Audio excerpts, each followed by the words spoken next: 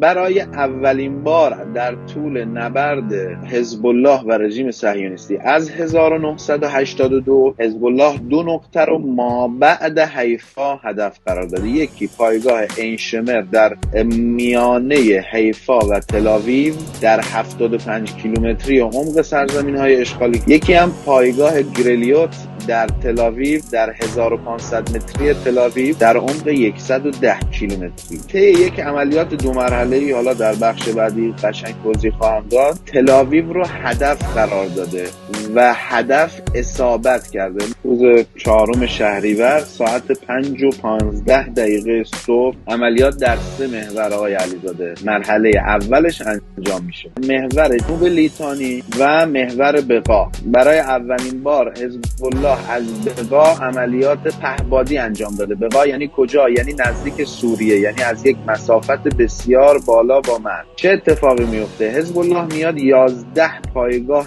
اصلی دفاع هوایی و موشکی دشمن رو در مسیر همین نقطه های اصلی، 2 تا تارگت و هدف اصلی هدف قرار میده. چرا؟ به دلیل اینکه شدت موفقیت عملیات رو ببره بالا و دشمن رو به اشتباه بیاندازد. خب وقتی حجم بالای این موشک‌های پرتاب شده 320 تا و چند صد پهپاد میره، گنبد آهنین مثل تجربه 11 ماه گذشته خودزنی میکنه. توی این خودزنیه 4 تا جای مهم رو زده. یکیه کشتی جنگی خودشونو زدن که 3 نفر کشته و زخمی شدن.